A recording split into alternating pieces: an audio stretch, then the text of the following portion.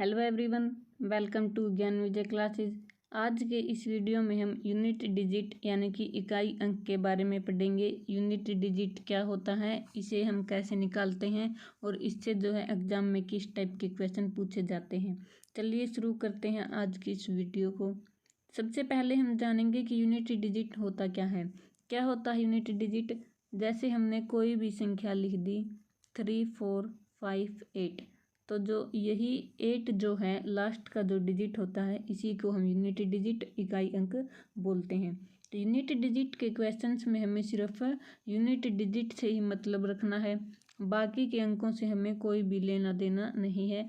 हमारा जो आंसर है वो डिपेंड किस पे करता है? यूनिट डिजिट पे ही डिपेंड करता है, क्योंकि हमें निकालना ही इसमें यूनिट डिजिट होता है।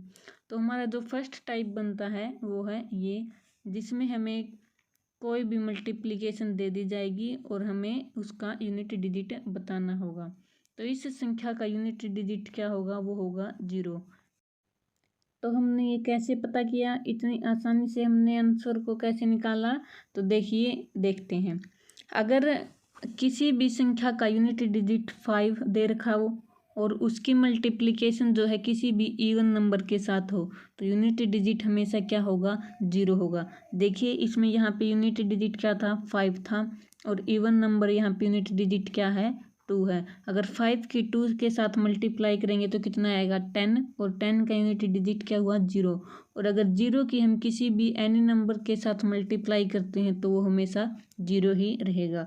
तो इस प्रकार से देखिए हमने कुछ ही सेकंड्स में इस क्वेश्चन को सोल्व कर दिया है। और अगर यूनिट डिजिट 5 है और उसके साथ कोई भी इवन नंबर मल्टीप्लाई में नहीं है तो यूनिट डिजिट हमेशा क्या होगा? 5 होगा। देखिए नेक्स्ट क्वेश्चन। इस मल्टीप्लिकेशन में भी हमें क्या निकालना है? यूनिट डिजिट निकालना है। तो इसका आंसर क्या होगा? 5 होगा। इसको हमने कैसे निकाला?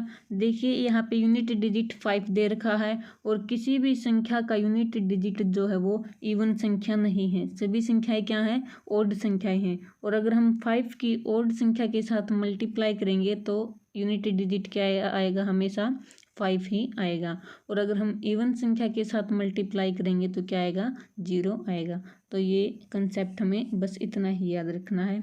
इसके बाद है 1 into 3 into 3 into 4 into 5 into 6 up to जो है 100 मल्टीप्लिकेशन में दे रखा है, और इसका हमें जो है यूनिट डिजिट निकालना है। तो इसका यूनिट डिजिट भी क्या हो जाएगा? 0।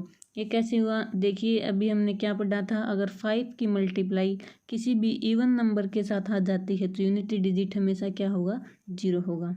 उसके बाद देखिए ये वाला क्वेश्चन, इसमें ये मल्टीप्लिकेशन दी हुई है और डिवाइड में क्या है? 100 है। इसका हमें यूनिट डिजिट निकालना है।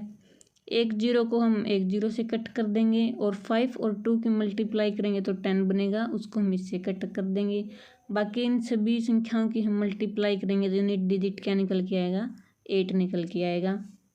इसके बाद जो नेक्स्ट टाइप बनता है वो ऐसे बन सकता है, find unit digit of all prime number multiplication, यानी कि जो सभी प्राइम नंबर होते हैं जिनके सिर्फ 2 ही फैक्टर होते हैं, या तो 1 या फिर वे सेवन, तो उनकी जो गुणा होगी उनका यूनिट डिजिट क्या होगा? तो प्राइम नंबर देखिए 2, 3, 5, 7, 9 ऐसे चलते रहेंगे, और हमें सिर्फ मतलब किससे रखना है? बीच में क्या आ गया? 5 आ गया।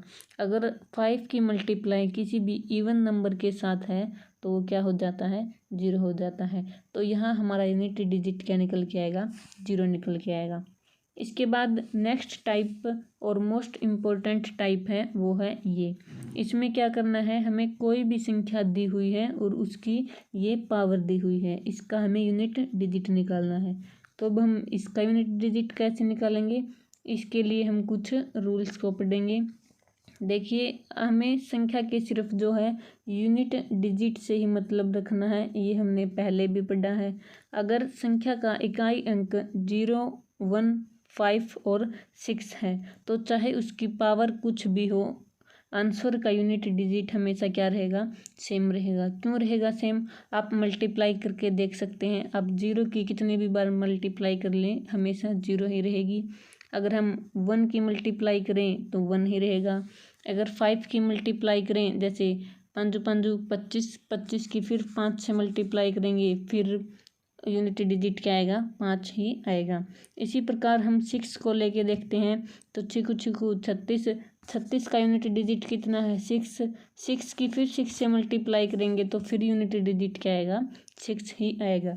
तो इसी प्रकार अगर किसी भी संख्या का इकाई अंक 0, 1, 5 और 6 है तो पावर हमें कितनी भी दे रखी हो, आंसर का यूनिट डिजिट हमेशा क्या रहेगा, सेम ही रहेगा। इसके बाद है अगर यूनिट डिजिट 4 है, तो अगर हमें इवन पावर दे रखी है तो यूनिट डिजिट क्या रहेगा, 6 रहेगा। और अगर ओड पावर है तो यूनिट डिजिट क्या रहेगा हमारा, 4 रहेगा। यही रूल हम 9 पे भी लागू करते हैं। अगर इवन पावर है तो क्या होगा, इकाई का अंक जो है वो 1 होगा, और अगर ओड पावर है तो यूनिट डिजिट हमारा 9 होगा। तो इसमें ओड इवन का जो ये क्या चक्कर है इसको हम समझेंगे। देखिए अगर हमने 4 की पावर ओड यानी कि 1 ली है तो कितना आएगा, 4 आएगा। अगर यहाँ पे हमने 4 की पावर इवन यानी कि 4 का स्क्वायर किया है तो 16 आएगा। अगर आप 4 की क्यूब करेंगे, देखिए 4 का स्क्वायर कितना हो गया, 16। अगर इसका हमें क्यूब करना है तो 16 की हम दोबारा से फिर 4 के साथ मल्टीप्लाई करेंगे तो फिर क्या निकल के आएगा, यूनिट डिजिट 4 ही निकल के आएगा। तो इससे हमें क्या पता चलता है, अगर हम पावर ओड लेते हैं तो यूनिट डिजिट हमेशा 4 ही आएगा, और अगर हम पावर इवन लेते हैं तो यूनिट डिजिट हमेशा 6 ही आएगा। यही रूल हमारा 9 के साथ लागू होता है।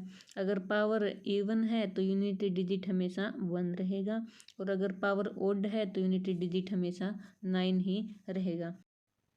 अब हमारे जो नंबर बचते हैं वो है 2, 3, 7 और 8।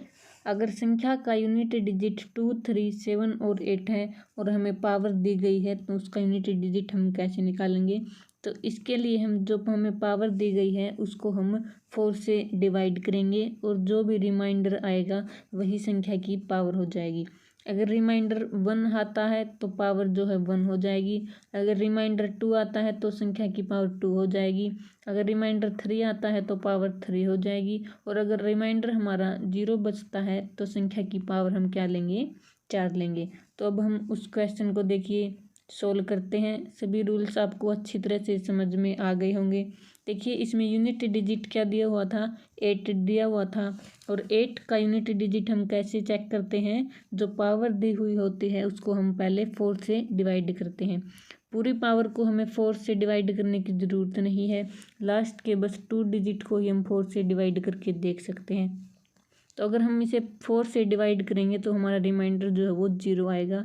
तो और अगर रिमाइंडर 0 होता है तो हम पावर क्या लेते हैं, 4 लेते हैं। 8 की पावर 4 की हम मल्टीप्लाई करके देखेंगे तो कितना आएगा हमारा, 6 आएगा। तो आंसर का यूनिट डिजिट क्या हो जाएगा, 6 हो जाएगा।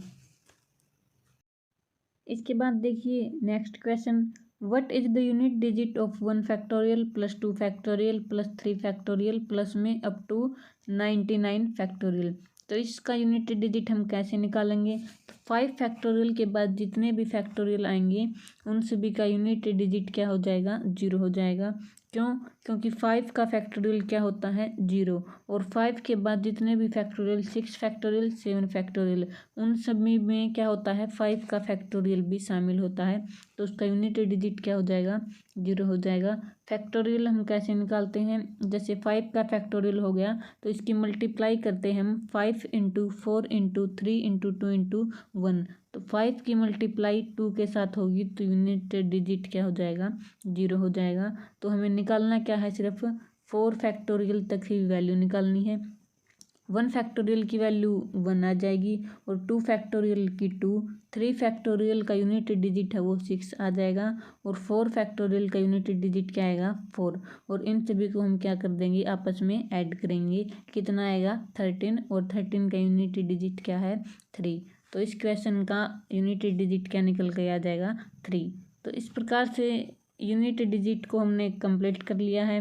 काफ़ी आसान तरीके से हमने सभी क्वेश्चंस को सोल्व किया है। अगर आपको वीडियो अच्छी लगी तो आप लाइक, कमेंट और सब्सक्राइब जरूर करना।